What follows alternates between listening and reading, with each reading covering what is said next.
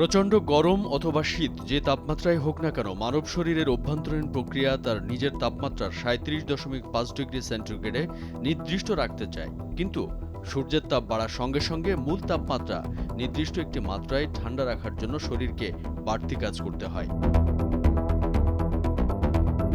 এর ফলে ত্বকের কাছাকাছি রক্তবাহী ধমনীগুলো তীব্র তাপ চারপাশে ছড়িয়ে দিতে বেশি করে কাজ করতে শুরু করে, আর তখনই ঘাম হতে শুরু করে।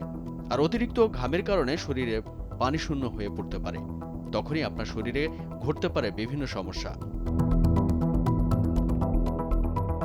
শুনতে খুব সাধারণ শোনালেও শরীরের জন্য ব্যাপারটি মোটেই সহজ নয়। যত গরম মানব শরীরের জন্য তা সামলানো তত কঠিন। ত্বকের নিচে ধমনীগুলো যখন খুলে যেতে থাকে তখন রক্তচাপ কমে যায় এবং হৃৎপিণ্ডের কাজ বাড়িয়ে দেয়। শরীরের সবখানে রক্ত পৌঁছে দিতে হৃৎপিণ্ডকে তখন দ্রুত পাম্প করতে হয়। এর ফলে শরীরে ফুসকুড়ি দেখা দিতে পারে অথবা কারো পা ফুলে যেতে পারে গরমে। সাথে দেখা দিতে পারে কিছু উপসর্গ: মাথা ঘোরা, অজ্ঞান হয়ে পড়া, বমিভাব, মাংসপেশিতে খিঁচ ধরা, মাথা ব্যথা, ক্লান্তি, অবসাদ, এমনকি রক্তচাপ বেশি কমে গেলে হার্ট অ্যাটাক পর্যন্ত হতে পারে।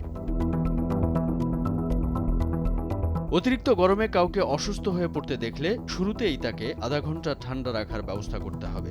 যদি তাতে তিনি সুস্থ হয়ে যান তাহলে বুঝতে হবে অসুস্থতা গুরুতর নয়। কিন্তু এরপরও যদি রোগী সুস্থ না হয় তাহলে কি করবেন? তীব্র গরমে কাউকে অসুস্থ হয়ে পড়তে দেখলে কি করা উচিত সে বিষয়ে ব্রিটেনের স্বাস্থ্যসেবা বিভাগের পরামর্শ হচ্ছে, অসুস্থ ব্যক্তিকে যত দ্রুত সম্ভব ঠান্ডা জায়গায় নিয়ে যেতে হবে, শুয়ে দিতে হবে এবং তার পা কিছুটা উপরে তুলে দিতে হবে। প্রচুর পানি বা পানীয় খাওয়ানোর ব্যবস্থা করতে হবে। আক্রান্ত ব্যক্তির ত্বক ঠান্ডা করার ব্যবস্থা করতে হবে। ভেজা কাপড় বা স্পঞ্জ দিয়ে মুছে দেওয়া যেতে পারে শরীর।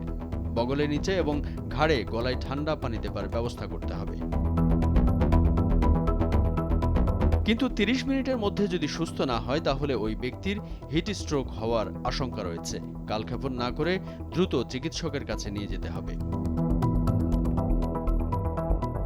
এই গরমে বৃদ্ধ এবং যাদের আগে থেকেই অসুস্থতা রয়েছে তাদের অসুস্থ হয়ে পড়ার সম্ভাবনা অন্যদের চেয়ে বেশি। যাদের ডায়াবেটিস টাইপ 1 বা 2 রয়েছে তাদের শরীর দ্রুত পানিশূন্য হয়ে পড়ে এবং কিছুটা জটিলতা দেখা দিতে পারে।